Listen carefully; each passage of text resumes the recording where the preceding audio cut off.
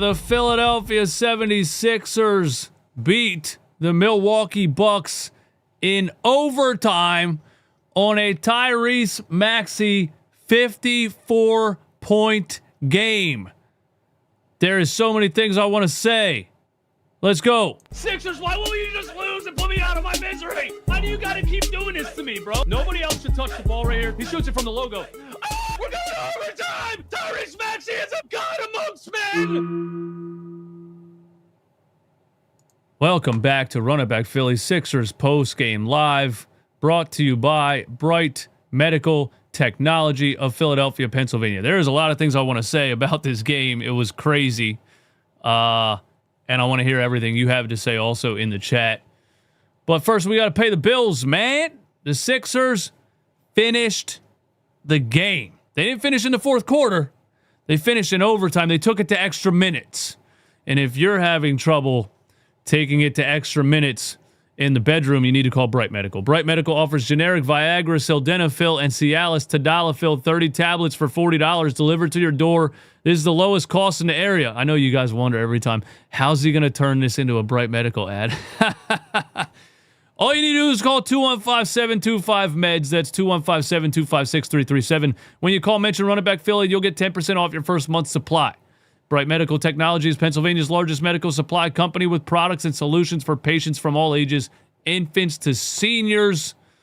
They are a family-owned business right in the heart of Philadelphia, PA. And they are Sixers sickos. They are Bright Medical takes all calls in-house, no automated system, and speaks 9 languages. The Sixers got it done, took it to extra minutes. You can take her to extra minutes when you call Bright Medical. Thank you to Bright Medical for sponsoring the post-game live show. 279 people in here. Hit the like button for me. Give me 279 likes. You know what we got to talk about first, man. Tyrese Maxey, 54 points versus his former head coach. And I'm not going to make this an anti-Doc Rivers thing this whole video. I do just want to say this really quickly. There was one time where Doc Rivers told Tyrese Maxey that he wants him to play more like Rajon Rondo. And he said, I used to say to Rajon, every shot you take, you need to think that could be a shot that Paul has. That could be a shot that KG has. That could be a shot that Ray has. One time in Tyrese Maxey's career, Glenn Rivers told him not to shoot the ball. And now a couple of years later, Tyrese Maxey just put 54 points on Doc Rivers' head. I just wanted to say that. Tyrese Maxey was out of his mind in this game. And he's completely unstoppable. I'm almost at a loss for words at this point when I watch it. I'm almost waiting for a game for him to be cold. He was just cooking from the jump. I mean, an array of shots. You just can't even count them. Mid-range, you got it. Baseline, underneath, reverse with the left hand. Give me that. Splitting the defense, Euro step up and under, English off the glass, give me that. 30-footer behind the screen because you didn't get around the screen because you forgot it could shoot it from 30 feet, give me that. I'll take one dribble to the left, give me that. I'll give the ball to Grimes or PG and I'll sneak into the corner on some Steph Curry shit, give me that. What can you do? What can you do? What can you do? And really in the third quarter, you know, when the Sixers were struggling to generate offense in a certain part of it, when Maxey went to the bench, and then he came back in the game, he had such a ridiculous floater over 7-foot-tall Jericho Sims. When you watch the replay, it looked like you couldn't even see the rim. And that was when he came back in like, hey, you guys are blowing my lead over here, bro. I guess I got to come back in and take the lead back. And he makes a ridiculous floater and then hits another deep three from the top of the key. He is just absolutely controlling the game from start to finish. He has evolved from a young off the bench guy to a young number 2 guy to a flat-out superstar. Tyrese Maxey is a superstar guard right now in the NBA. He's still leading the NBA in scoring. And when you see performances like this, you're just like, holy hell. And for people that aren't really watching Sixers games right now, especially like non-Sixers fans that want to do like top 5, top 10, Maxey's not yet in the top 10, you're not watching, bro. Please watch one of these Tyrese Maxey games from start to finish and tell me who's better. I don't understand it. But man, just cooking. And you know, fourth quarter, 16 points in the fourth? Not just an array of shots the whole game, coming up clutch in the fourth. He's carrying this team. He's carrying this team, man. And he just did it again. And 54 points is just ridiculous. Doc Rivers had no answer for him. When you watch the Bucks defense in this game, they tried absolutely everything to stop Tyrese Maxey. They played a zone half of the game, 2-3 zone. Couldn't stop him. He's still splitting the zone up top, or he's getting to a mid-range. They were using Paul George to break the zone in the fourth quarter, which I loved, and the third quarter and the fourth quarter, which I love, because Paul George is such a good player to have to break a zone, because you can put him in the power forward spot technically, you know what I'm saying? And he can dribble, pass, and shoot at a very high level. So he can work the free throw line and really make trouble for the zone. But the Bucks were trying everything to stop Tyrese Maxey. Man-to-man didn't matter. I'm pretty sure the whole first half it was 1-on-1 defense. And I was like, bro, if they're gonna let Maxey go 1-on-1 this whole game, he's getting 50. I think I said that in the first quarter. And he got 50. They didn't go 1-on-1 the whole game. They did switch to a zone to try to slow him down, but it just didn't matter. Because you could throw the ball to PG at the free throw line, and Maxey flashes into the corner and a catch and shoot three in a deep corner. There was no way to stop him, and there is no way to stop him. And now I want to say this. Tyrese Maxey is 25 years old. He is putting this team on his back every single night. And every single offseason, he puts in the work and gets to a next level. And this year right now, he's at a superstar level. He's at a number one option level. I know you guys argued with me till you were blue in the face that Tyrese Maxey can never be a number one. He's a number one because you said he can't be. That's why I did it. And here's what I want to say. He's 25 years old. He's in his prime. He's an NBA superstar guard. The Philadelphia 76ers need to stop fucking around with these fat contracts to 31-year-old guys with bad knees, hoping and praying that they're going to get healthy and we're going to make this miraculous NBA Finals run. They need to stop messing around with this pipe dream. And they need to build around Tyrese Maxey. I've seen enough, bro. The roster should be built around Tyrese Maxey. Enough with hoping and praying that dudes with bad knees are magically going to get healthy and perform in the playoffs and take it to the NBA Finals. This is Tyrese Maxey's team. And if Joel Embiid can't get on the floor this year, it's over. It's time for major changes because they're going to mess around and waste Tyrese Maxey's prime. Same way they wasted Joel Embiid's prime, same way they wasted Allen Iverson's prime. And I don't want it to happen again. You see what you're seeing right now. You need to take advantage of it. Go into this offseason. Do whatever you can to get rid of these fat contracts. And give Tyrese Maxey the roster that he deserves because he is carrying you right now. That's all I wanted to say. I see a couple super chats in the chat. I'm going to get to the super chats. Don't you worry. That's all I wanted to say about Tyrese. He's unbelievable. I'm surprised I even said that much because he's just leaving me speechless, man. Leaving me speechless. You know, he came into that fourth quarter and the tough fall away in the face of Cole Anthony was so clutch in the mid-range. When the Bucks went up one, I think after that Miles Turner top of the key three, which is just such a Miles Turner shot. Saw him do it the other night in the corner to send a game to double overtime. I knew that was going in when Miles Turner let it fly with the shot clock buzzer going off. And years past, the Sixers are dead in the water in situations like that, and Tyrese Maxey refuses to let this team down, man. And he hits tough shot after tough shot after tough shot. The fall-away mid-range in the fourth quarter was massive. And then just a 30-foot three from the top of the logo. Ends up in overtime. What were we down to? We were down 2, and he drew a foul, you know? Another thing Tyrese Maxey has developed is controlling the game, but knowing when to be aggressive, when to attack the rim with physicality, when to draw contact and go to the line. You know, even just last year, Tyrese would take some bad shots in that situation versus driving hard, creating contact, and going to the free throw line. He's just become a seasoned veteran, and he's a superstar, and it's his time, man. It's his time right now. It really is. What else? The Sixers survived a third quarter.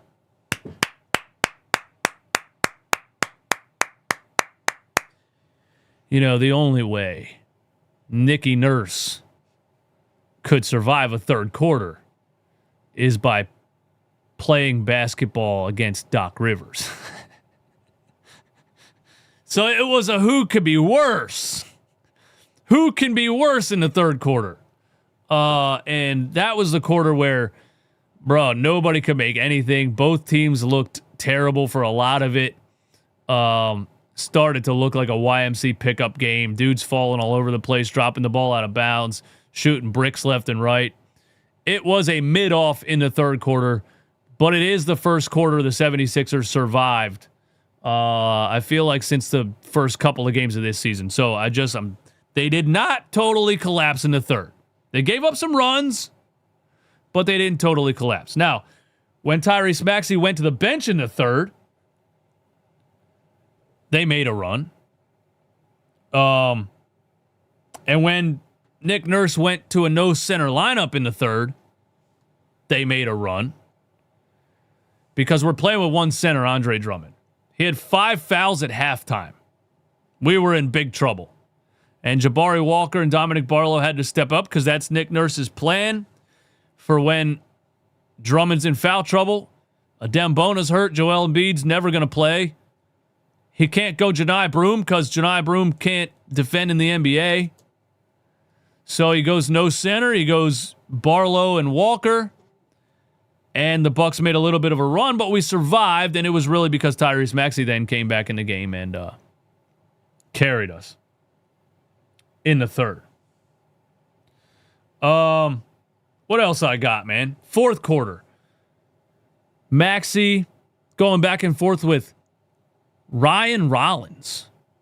Ryan Rollins. Shout out to Ryan Rollins, man. He was really good in this game. Second-round draft pick in 2022. Played for the Warriors, played for the Wizards.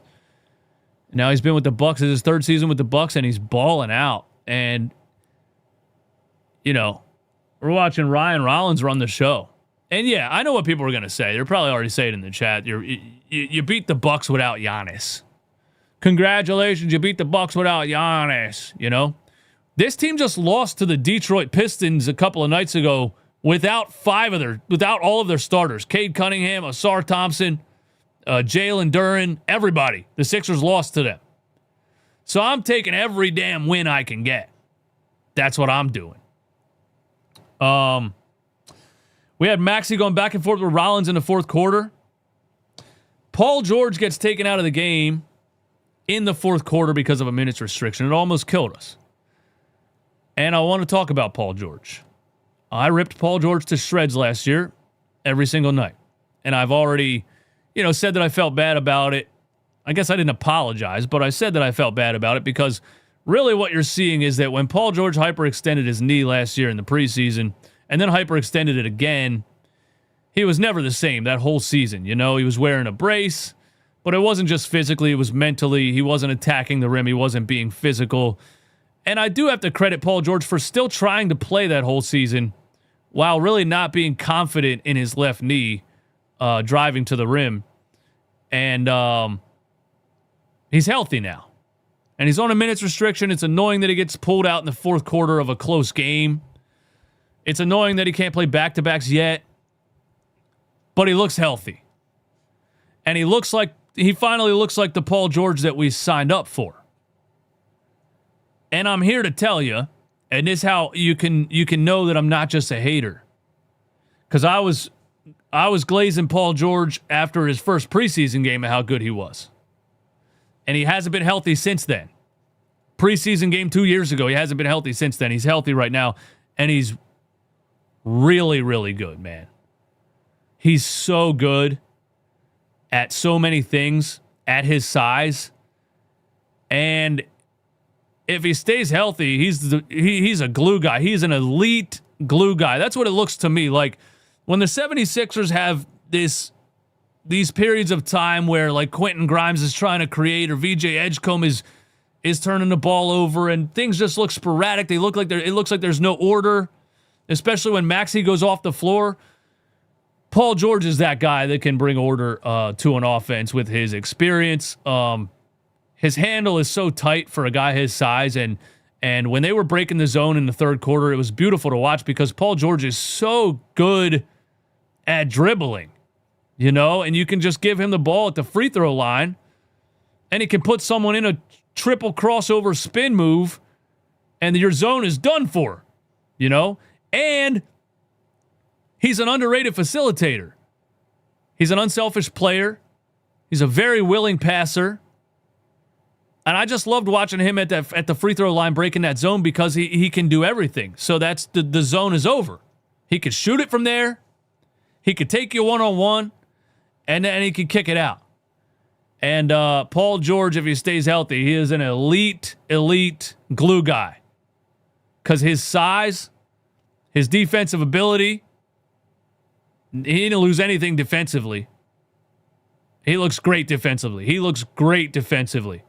He's so good at moving his feet, getting his hand in passing lanes, just getting his fingertips on the ball, stripping guys in the lane on drives, things like that. He's such a good defender. He's a really good ball handler. He's a really good passer. And we're not even talking about his catch and shoot ability. He had a three in the corner late. Was that in the fourth quarter?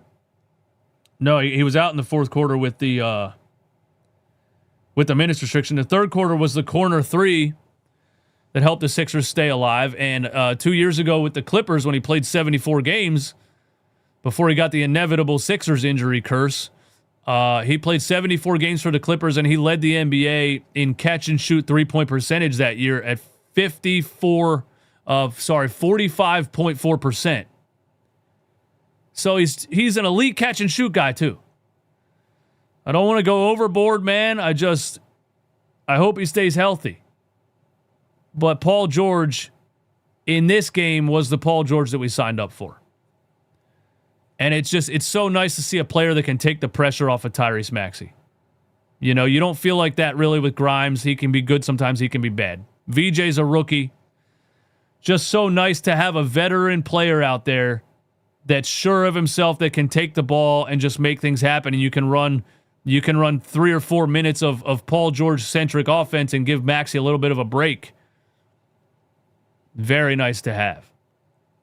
And I'm going to knock on wood again that Paul George stays healthy. But yeah, they took him out in the fourth quarter because he was on a minutes restriction. Close game. We need everyone we can get, and he goes out of the game. It's honestly ridiculous, but whatever. But then 7 seconds to go, they put him back in for a defensive possession, so that was cool. They were like, listen, does 7 seconds count for a minutes restriction? We could put him out there for a defensive possession, right? And then he did not play in overtime at all. The Bucks were doubling Maxey in overtime, and that's really, again, they did exactly what the Toronto Raptors did. We got to take it out of Maxey's hands. We can't win. There's no way to stop him. We can't win this game if we don't take the ball out of Tyrese Maxey's hands. And the Bucks are running a 2-3 zone, but really like a Maxey-centric 2-3 zone, like a modified version of a 2-3 zone where the 2 just doubles Tyrese for that. Like a target 2-3 zone or something. They were just doubling Maxey at half court. And that's when other players need to step up. And who's it going to be, man? And at times it was VJ Edgecombe. But in the fourth quarter, it was Justin Edwards, who at certain points in this game, he couldn't buy a bucket, but shout out to him for continuing to just let it fly when he was open. He had a massive corner three in the fourth quarter. And Quentin Grimes, top of the key, man. You know, they doubled Maxey. He gave it to Grimes. He ran into the corner. They go Grimes one-on-one. Was it AJ Green again? And Grimes was loving that AJ Green ISO defense. And he just ISO pull-up three right in his grill. Massive clutch three-point shot from Grimes there in the fourth quarter. So the Bucks tried to take the ball away from Maxey. They did take the ball away from Maxey. And Sixers role players stepped up in the fourth quarter and at least pushed the game to overtime. Or that was overtime. They stepped up in overtime and got it done. And Maxey ends up with 54 points in the game. By the way, the Sixers were targeting AJ Green almost every possession the entire game, and he became unplayable for Doc Rivers. AJ Green, man. I feel bad for him, bro. He was getting picked on out there. Grimes would see AJ Green on him and just get excited, and they would go right at him. They were blowing right by him. I mean, there was times where his offensive guy was doing a layup and he was 3 feet behind him just standing there. AJ Green can't guard people in the NBA. So shout out to the strategy, of the Sixers doing that. And I saw a lot more motion in this game. I saw a lot more movement. I saw a lot more Maxey off ball. I saw a lot more players moving around. It wasn't as much 5-out ISO ball that Nick Nurse loves to run. It wasn't as much, Maxey has to score here or nothing. I mean, it was really, but there was times where they ran that zone and other players stepped up also. And so I probably saw a lot more motion because Doc Rivers switched to that zone and they had to do it. But there was some strategy on the floor. I'm happy to see that, because teams used to run a zone. Remember, Nick Nurse actually used to run a zone with Toronto against Doc Rivers. This is actually wild how the script has flipped here. Nick Nurse used to run a zone with Toronto against Doc Rivers, and Doc had no strategy on how to break a zone. None. The offense would just fizzle out, and the game was over, basically. At least Nick Nurse has a strategy to break a zone, and he was using Paul George at the free throw line to do it, and Doc Rivers didn't have a counter to that. So the coaching mid-off, I would say Nick Nurse won that one. Man. We are going to get to the chat. Q&A in the chat, man. Give me all your takes on the game. Your hottest take. Whatever you think. Good or bad. Whether you're a Sixers fan, a Bucks fan, whatever it is, put it in the chat and I'll read it. Super chats first, of course, because I got to keep the lights on. Members of the channel first, because I got to keep the lights on. But I'll read the rest of the chat also. This is brought to you by DraftKings Sportsbook. DraftKings right now is offering you 3 free months of NBA League Pass, and I want to tell you that I love NBA League Pass. I use NBA League Pass every single day. I go downstairs on my living room TV. I watch all the recaps of all the NBA games. I watch condensed versions of Sixers games when I want to rewatch them. I watch NBA League Pass on my phone, at a bar, out wherever. I never stop watching NBA games, and I love NBA League Pass. And right now, all you got to do is bet $5 on DraftKings using code RUNITBACK. And if your bet wins, you get 3 free months of NBA League Pass and $300 in bonus bets. You can't beat that. Again, all you got to do is use code RUNITBACK. Bet $5. If your bet wins, $300 in bonus bets, 3 free months of NBA League Pass. Only on DraftKings Sportsbook. Gambling problem, call 1-800-GAMBLER. Schoolboy on the super chat calls out Za from last night. Maxey's value is really high right now. We can get a lot for him. Last night, Za did say that in the chat. I thought it was insane. I had to roast my guy Za. I really felt bad that I had to do him like that, but I had to roast him for that one. Maxey is 100% untouchable. He's a 25-year-old superstar. You don't trade a 25-year-old superstar to start over for no reason.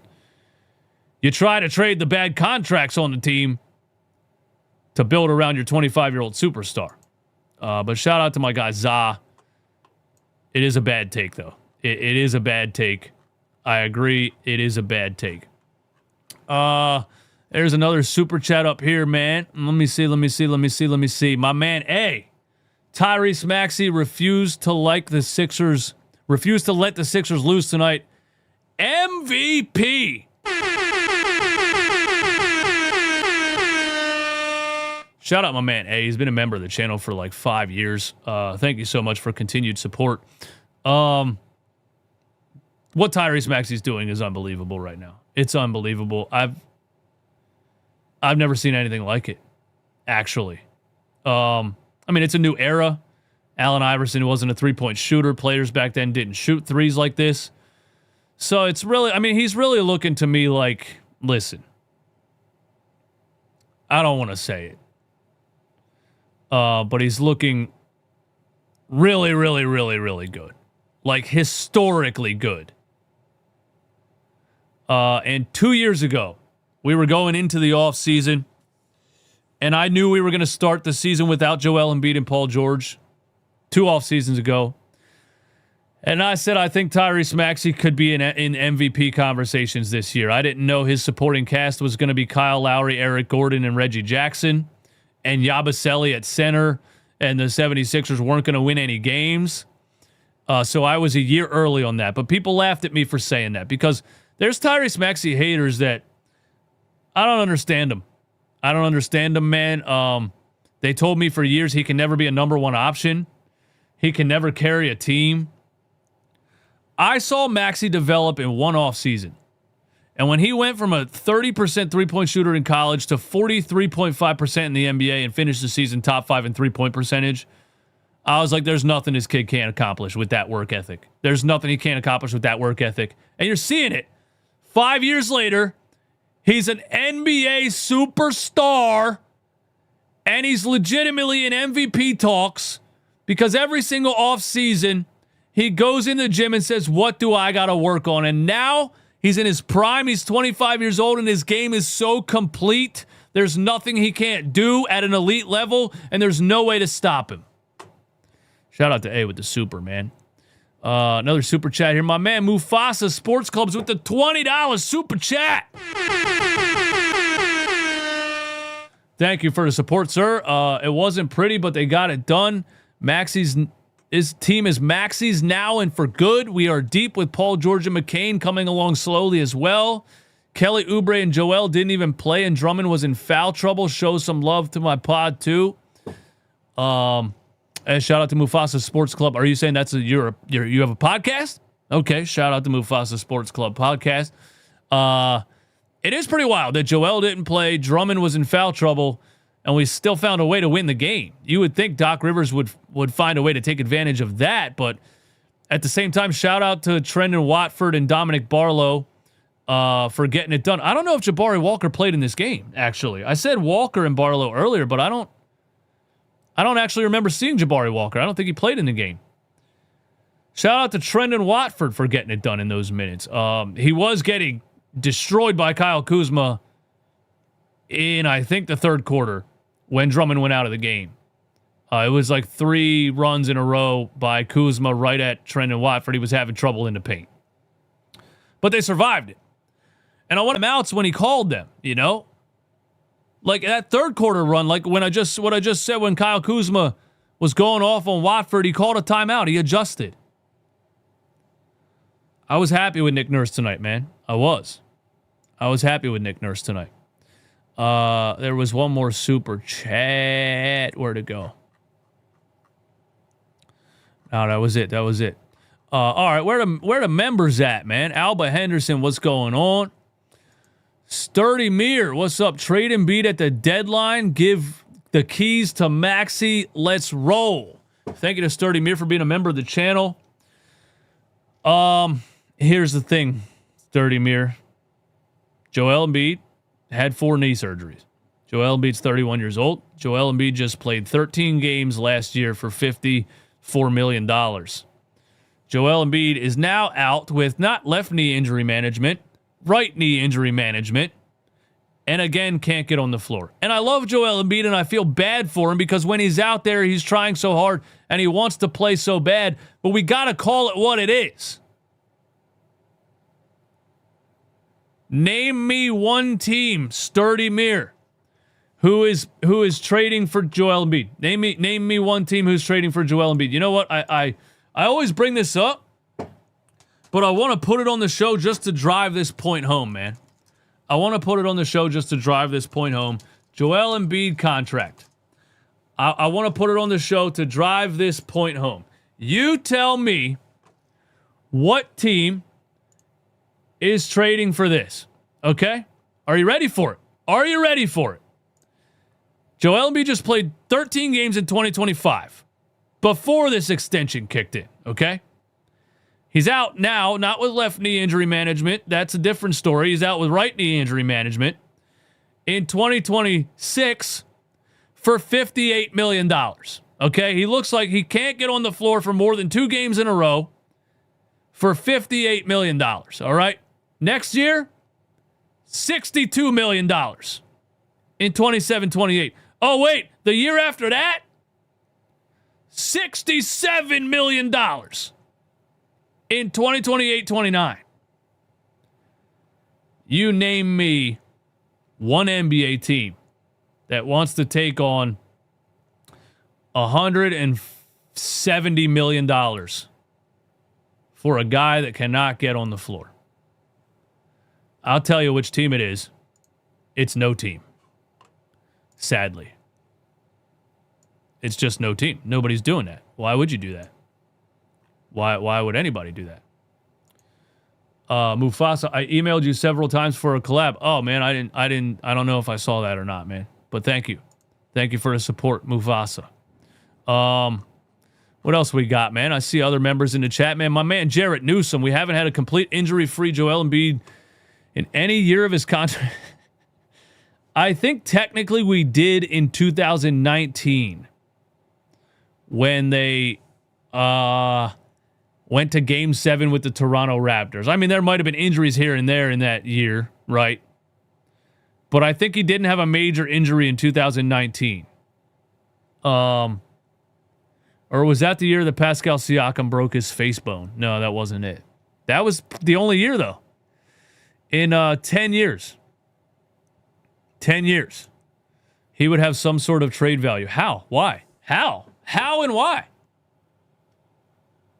Would you trade for a guy that can't play? Would you pay a guy $200 million that can't play? How does he have trade value, bro? You know what I'm saying? That third was not complete shit. Major win. Facts. The Lakers might do it if they wanted to get value for a LeBron on the verge of retirement. Plus, Joel's game might fit with Luka really well.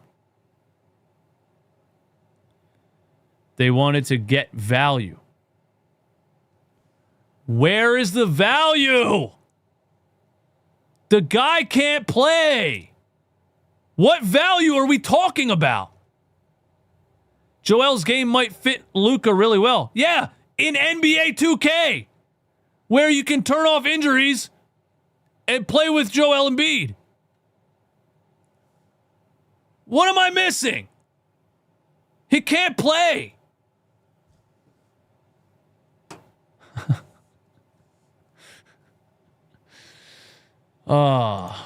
Good sign that Joel is up and around the bench cheering teammates on. Yeah, I mean, I love Joel Embiid. I'm sure he's over there cheering teammates on. I don't know if him standing up is a good sign. Like, I guess that's a good sign that he's standing. Mavs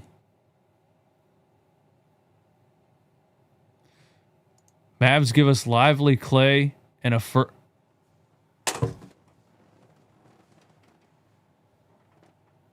Fire me into the sun. Fire me into the sun. Lord, take me now.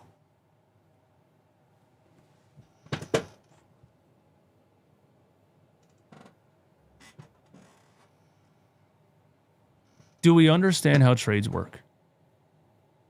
Yeah, Klay Thompson is cooked. Yeah. Derek Lively is injury prone. Why in the hell would a team give up a first? Why would they give up anything for a guy that can't play? What? You guys aren't making sense, man. You guys are making no sense, bro. None. You're not making any sense, bro. The other team has to want the player. Anyway, any other takes you guys got in the chat besides fake Joel Embiid trades that are never going to happen? Beer battered gummy shark. Thank you for the super chat. Tick a bomb, super hot take alert. U.S. born coach Brian Corjan considered best NBL coach in recent years, 6 championships, can break his own defense, sign as assistant, and take Nick Nurse's job. Look him up. Okay. All right. Well, thank you for the $10 super chat. I have no idea what to say to that. Okay. Shout out to the Brian Corjan in the NBL.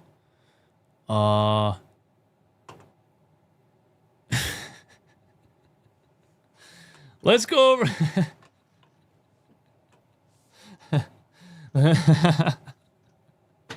Let's go over to Twitter, man, before we get out of here. Let's check. Let's see what the Twitter reporters are saying. Let's see what the Twitter reporters are saying, man. Let's go over to the Sixers reporters on Twitter. Let's see. Sixers reporters, here we go, man. Tyrese Maxey, career high, 54 points.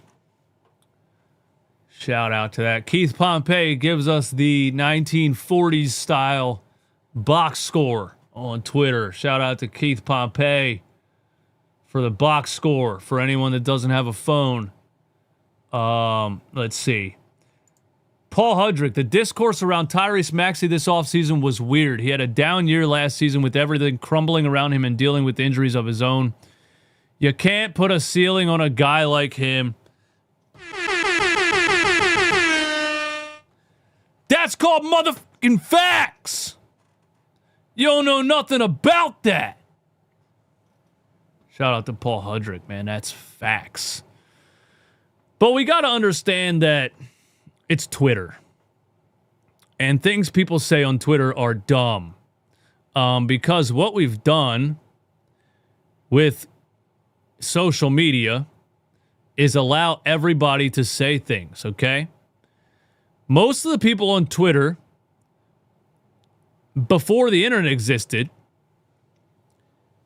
in metaphoric terms, they were the drunk guy at the end of the bar that nobody listened to. You know what I'm saying? That's what these people were before social media existed. They were the drunk guy at the end of the bar. They'd be like, he can't do it. He can't be a number one. He's not this. He's not that. He's not going to get it done. He's never going to be anything. And they're like, there goes drunk Coors Light John again, being all negative. That's what that was back in the day. Now they all have a Twitter account, and they can all say things all day long. And so most of social media is just really dumb. And it's people that most people never listened to before the internet existed. So you got to look at social media like that. And you also got to look at social media like restaurant reviews. The only people leaving reviews for restaurants are angry people. They're mad. That's why they're leaving the review. So you would read restaurant reviews and be like, wow, everybody hates this place. No, all the people that were happy didn't say anything. Only the psychopathic, angry people are leaving the reviews. That's social media, man. So when you see a whole bunch of negativity about something you love, and a lot of you kids that are listening, you're growing up with this stuff, and you just think like, oh, there's so much negativity in the world today. Everything's so negative. No, it's just you're reading the internet. The internet is full of angry psychopaths. All the happy people are outside. Anyway, I went on a little bit of a rant there. Shout out to Paul Hudrick. But yeah, anybody saying something negative about Tyrese Maxey, they never deserved a response. That's what I was trying to say in that 20-minute rant that I just had. Per Elias, Tyrese Maxey joins Wilt Chamberlain as the only two players in franchise history to have 50 points and 9 assists in a game. He had 50 and 9. 50 and 9. Guys, do you remember the last player to consistently put up games like that? His name is James Harden. And James Harden in 2016 was maybe the most unstoppable player in NBA history. A lot of it had to do with a whistle. But Tyrese Maxey is approaching that level of unstoppable. That level of unstoppable. You're making a whole living off of those people. People that say dumb things on Twitter? No, I'm making a living off of people listening to my show and listening to the podcast. What else we got on Twitter, man? Tyrese Maxey scores 54 in 46 minutes in Milwaukee the night after playing 40 minutes in Philadelphia as the Sixers beat. It was a back-to-back, too. There's no more excuses for back-to-backs. Tyrese Maxey plays every back-to-back. He plays every night. He's leading the NBA in minutes per game. And he comes out here on a back-to-back. Everybody's all, oh, you know when we get blown out on a back-to-back and everybody's like, oh, they were tired. It's a scheduled loss. It's a back-to-back. They were tired. Like, and I'm always like, bro, 25-year-old players can't play 2 games in 2 nights. You can't play a game and then go to bed and then like rest all day, get, you know, therapeutic massages and everything in these state-of-the-art NBA facilities and come back and play another game. Why are you tired? Did you go to sleep or not? Tyrese Maxey's blowing up that whole argument. He plays the game. He goes home. He rests up. He comes back the next night. He plays the game again, and he gives you 54 and 9. I don't want to hear this back-to-back stuff ever again, dude.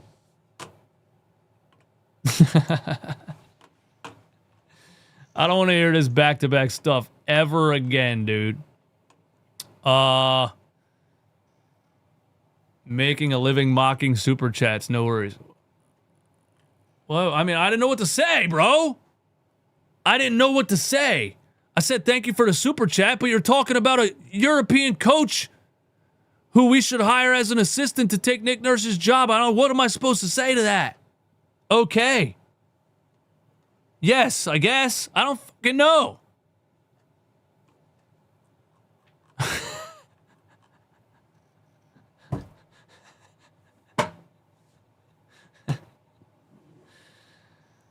Oh, man.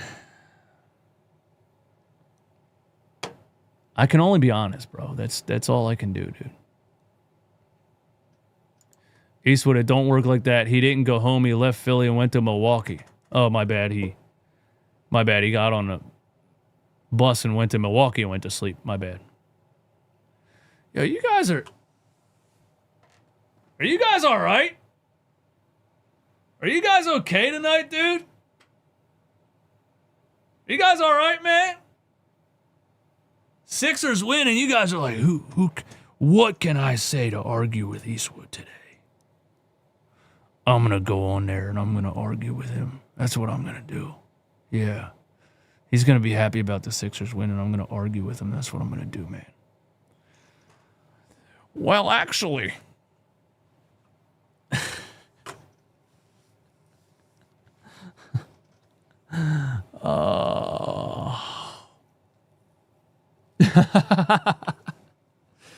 Hey, I love you guys, man. I love you. It's all love. It's not personal. I say stupid things every day. Thank you for tuning in. Thank you for hanging out. Thank you for the super chats. I'll